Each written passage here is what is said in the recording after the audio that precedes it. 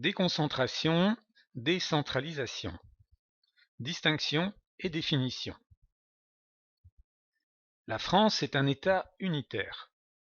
Lorsqu'une loi est votée, ou lorsqu'une ligne directrice est adoptée pour une politique publique, la décision doit s'appliquer sur l'intégralité du territoire français.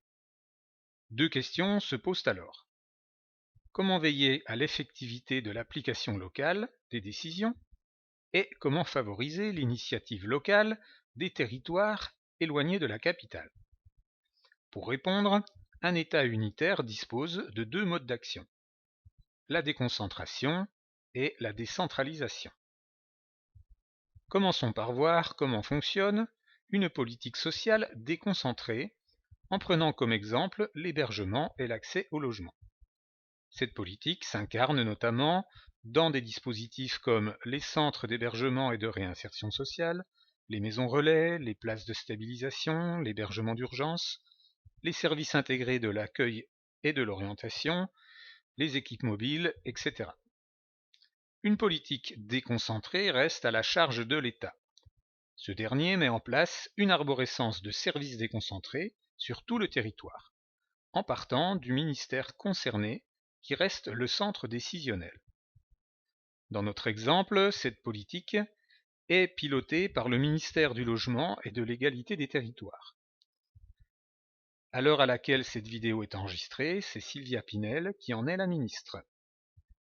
Elle dispose du budget opérationnel de programme numéro 177, Prévention de l'exclusion et insertion des personnes vulnérables, soit 1,3 milliard d'euros, pour financer tous les dispositifs de France.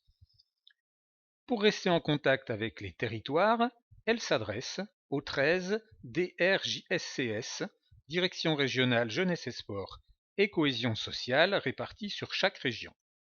C'est un premier niveau de déconcentration. Elles sont pilotées par un directeur régional sous le contrôle du préfet de région.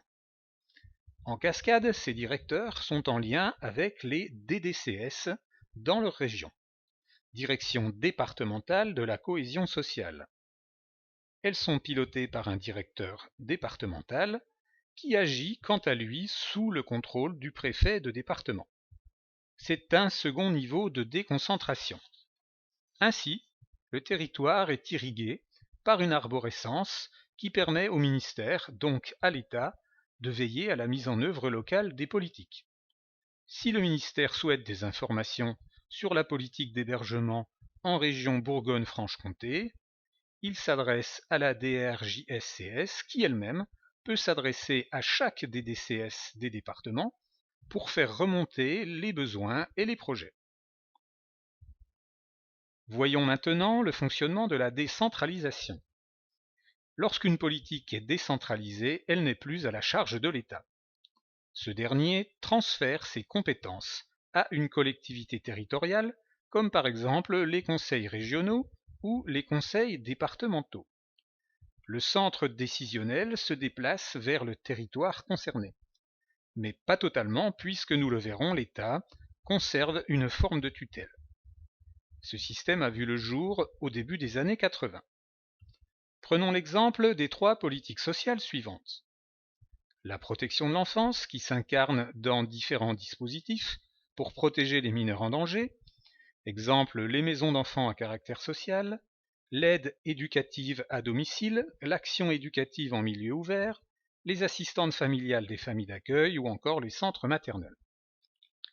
La politique d'autonomie des personnes âgées et des personnes adultes handicapées, qui s'incarne dans des dispositifs comme les établissements pour personnes âgées dépendantes, l'allocation personnalisée d'autonomie, les accueils de jour, ou encore les foyers d'hébergement pour adultes handicapés. Enfin, la politique d'insertion, qui s'incarne principalement dans le dispositif RSA, Revenu de solidarité active. Ces trois politiques sociales sont aujourd'hui décentralisées. Ce sont les conseils départementaux qui en ont la responsabilité sur leur territoire. C'est le président du conseil départemental, un élu local, qui pilote la mise en œuvre. Pour cela, il dispose de son propre budget.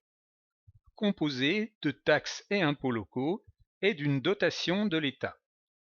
Chaque conseil départemental possède donc une autonomie dans la mise en œuvre de ces trois politiques sociales. On dit que le conseil départemental s'administre librement. Les textes légaux lui confient également la fonction de chef de file de l'action sociale. Cela signifie qu'il est censé pouvoir coordonner les différentes instances impliquées dans l'action sociale sur son territoire. Services déconcentrés de l'État, communes, intercommunalités, agences d'État. Sa marge de manœuvre dans la mise en œuvre des politiques dont il est directement responsable reste pour autant limitée. Il ne peut, par exemple, élaborer et voter ses propres lois. L'État garde la main sur l'orientation générale. Il existe par exemple pour cela un secrétariat d'État chargé de la famille, de l'enfance, des personnes âgées et de l'autonomie. Enfin, un système de vérification appelé contrôle de légalité existe pour permettre à l'État de vérifier l'activité des conseils départementaux. En conclusion, aujourd'hui, les baisses régulières des dotations de l'État, l'autonomie limitée des conseils départementaux et la difficulté à être légitimement chef de file pour entraîner les autres instances politiques sur un territoire interrogent l'efficacité de la décentralisation dans sa fonction de soutien à l'initiative locale.